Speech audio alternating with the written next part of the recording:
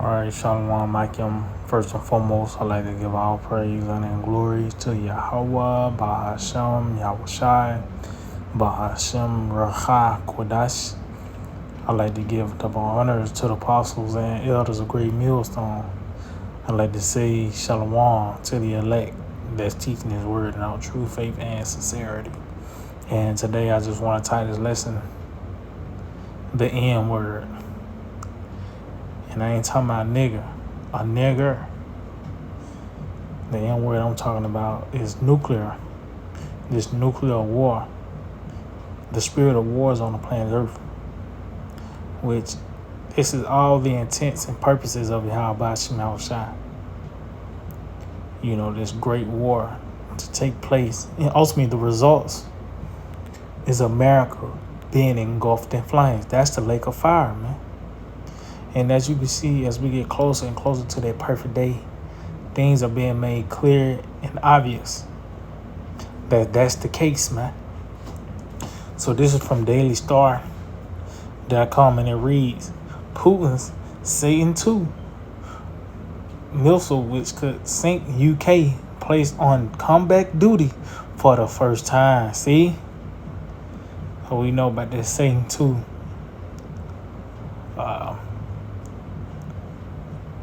Which is a missile, man. And as you can see, the claims concerning the power of this weapon, it could sink the UK.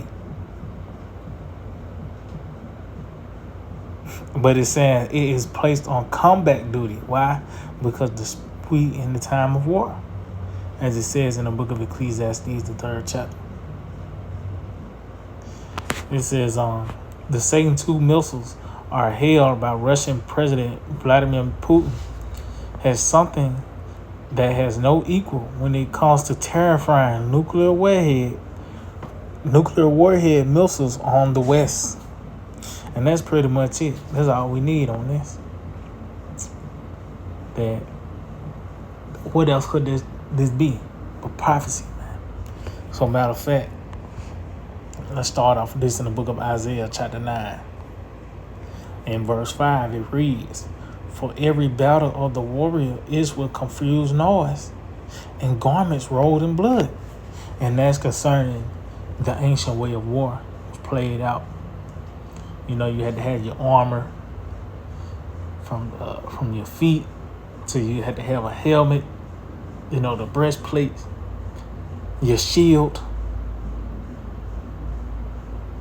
And that will contribute to the confused noise, whether your sword hitting another sword or hitting armor, or you might hear war cries. And it said that garments rolled in blood. Why? Because you actually had to get up upon your enemy and smite them. And in that, blood would get on you. You know?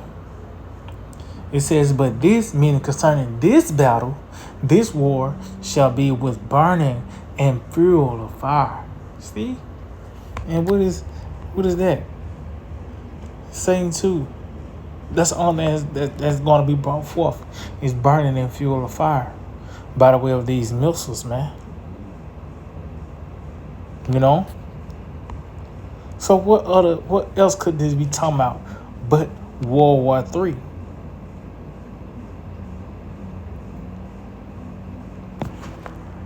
Let's see, let's get another one on the book of 2nd Esdras 16. And verse 13, it reads, For strong is the right hand that bendeth the bow. See? And his arrows that he shooteth are sharp and shall not miss. So it says the strong as the right arm that bendeth the bow. That's concerning these silos, man. And it says the arrows are sharp and shall not miss, meaning the missile guidance system. You know, these modern day arrows, which are these missiles, are accurate, man. So when they're built, they already built with certain locations. You know, it's not like they're gonna come up with a coordinates on the fly. No, these missiles are already built with a certain location, a certain address. It says when they began to be shot into the ends of the world, and that shows as well. This is not concerning something of this earthly realm. A man getting a bow. He in China somehow he landed in the middle of Missouri. No, that's concerning when these missiles are shot off. They're gonna reach the ends of the world, man. Why? Because the target is America, man. That's the ends of the world. You know? But what other thing could those arrows be talking about? What else could that be concerning but this third world war? You know? Matter of fact, I had mentioned it in Ecclesiastes, the 3rd chapter. And I'm going to get this in Revelation, the 6th chapter, because it talks about that season. And that's concerning who's ruling, who's in power. That would dictate the vibration, that spirit is on the earth. It was a certain spirit where the Egyptians were ruling. It was a certain spirit, when the Babylonians, the Greeks were in power. From the attire to the delicacies to the entertainment. It's no different today. There's a certain spirit, the American so-called white man being in power. And you see wickedness, of course, abominations. But one of those is war, man. Because he is the sword. And it talks about that, as I mentioned, Ecclesiastes 3rd chapter, concerning the seasons. It says there's a time for war and also a time for peace. And we know that peace is going to take place when our Lord have his rightful come and take his rightful spot in this earthly realm. That's why when you read Psalm 72 concerning Solomon, which is our Lord Yahushua in reincarnation, it talks about in his days there are going to be abundance of peace. That's meaning when he's on the scene, when he's ruling, it's going to be peace. And we seeing that on the contrary concerning Esau, by him being in power, everything is disrupted. It's not at ease. It's war. From your body being at war with the food you consumed to you see on a global stage this world war being conjured up. This is the book of Revelation 6:4. It says, and there went out another horse that was red. And we know the horse symbolically in the scriptures is concerning power. And that color, red, is an indicator to tell you who it was concerning Esau. It says, and power was given to him that sat thereon to take peace from the earth. And as I mentioned earlier in Ecclesiastes 3rd chapter, is a certain season for every time and purpose under the sun. But it's a certain ruler that brings forth that event. And they will see this red horse. Once power was given unto him, peace was taken from the earth. And when you go into the statistics of America, from the birth to now, America has been over 90% engaged in war, man. Over 90% of since its time, it has been in war, man. It says, and they should kill one another. See, that's why you have these world wars. It was all the Edomites. World War I, Edomite on Edomite. World War II, Edomite on Edomite. World War III, what you see, Edomite on Edomite. The other nations just there. But who the two main opponents? America and Russia, which are two Edomites, man. So there's going to be results. They're going to kill one another. It said, and there was given unto him a great sword. And who else was blessed with the sword? Esau. And now, in this time, it has become great. It has become perfected. It's at its highest degree. To where now, this weapon the Lord have given this man is able to wipe out cities. And, well, as you can see, the UK, a weapon of mass destruction. The Lord have given him that power. That was his blessing, the sword. And now it says a great sword. what that's concerning, the missiles, man. And ultimately, that's going to be his detriment. That's going to be his curse. Matter of fact, let's go to Revelation 13 in verse 10. It says, he that leadeth into captivity shall go into captivity. He that killeth with the sword must be killed with the sword. Here is the patience and the faith of the saints. So we know concerning the blessing of Esau, it talks about how Isaac said that Esau would live by the sword. This is how this man was able to grow and get and see what you get now through the sword. And our Lord Yahweh said, he that taketh with the sword shall perish with it. So ultimately, that blessing was really a curse unto him. And that's why this is his fate. That's why this is the talk of the time. And ultimately, this is all going according to plan. Our Lord Yahweh said this. Let's get in the book of St. Matthew, the 24th chapter. Because that's another rumor of war. Let's get it. St. Matthew 23. So like it's St. Matthew 24. And I start at verse 3. It reads, and as he sat upon the Mount of Olives, the disciples came unto him privately, saying, tell us, when shall these things be? And what shall be the sign of thy coming? End of the world. So you can see the disciples inquired of the Lord of what to look for concerning his return. Ultimately, it says, and Yahweh answered and said unto them, take heed that no man deceive you, for many shall come my name, saying, I'm the anointed, and shall deceive many. And ye shall hear wars and rumors of wars. See that ye be not troubled, for all these things must come to pass, but the end is not yet. So as you can see, that's what we're saying. Wars and rumors of wars, man.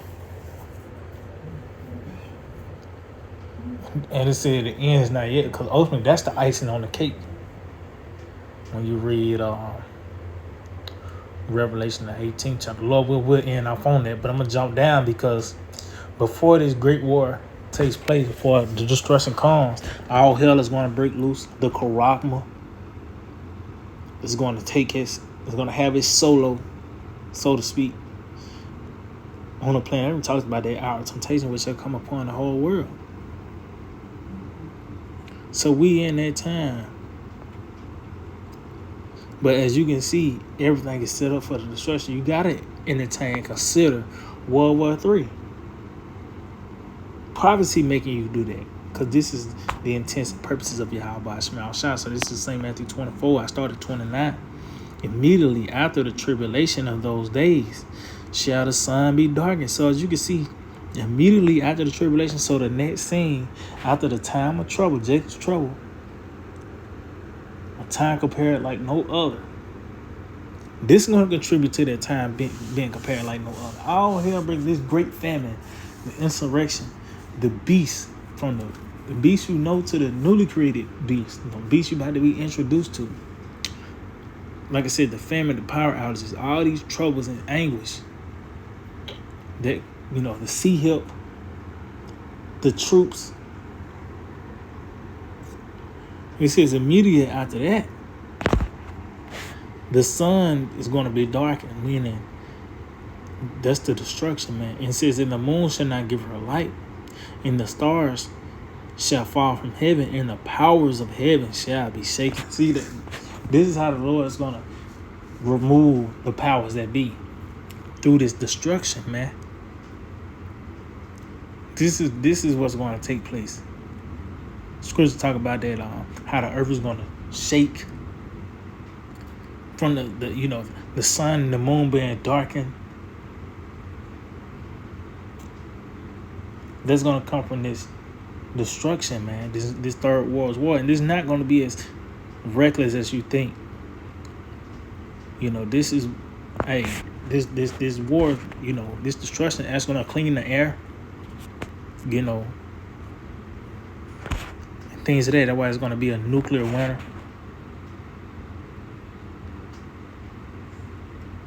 But the point is what? just from that article, that Satan 2 is being made combat ready, show you what we at in this process. Things about to be summed up. So this Revelation 18 in verse 7, it says, how much she had glorified herself and lived deliciously, so much torment and sorrow give her. For she said in her heart, I see the queen and am no widow and shall see no sorrow. So we in that time now where that laughter has been turned to sorrow. These people they have been living it up, so to speak. But it's going to be traded in with torment and sorrow. As I mentioned earlier, the power outages, the famine, the lack of bread and water, man. That's going to contribute to the torment and sorrow. It says, therefore shall her plagues come in one day, death and mourning and famine. And she shall be utterly burned with fire. For strong is the Lord power who judgeth her. See, and that's concerning America. America going to be totally engulfed in flames. And the Lord is showing us the ingredient, the reason behind it, or the cause of it, so to speak, the missiles, man. World War III is biblical, and as you can see, it's being made to be fact as well. So I just hope to be edifying. I'd like to give all praise, honor, and glory to Yahweh, Ba'ashem Yahushai, Ba'ashem Racha Kodash. Double honors to the apostles and elders of Great Millstone. Shalom to the elect, the teaching word in all true faith and sincerity. DTA, Abba, soon, very soon.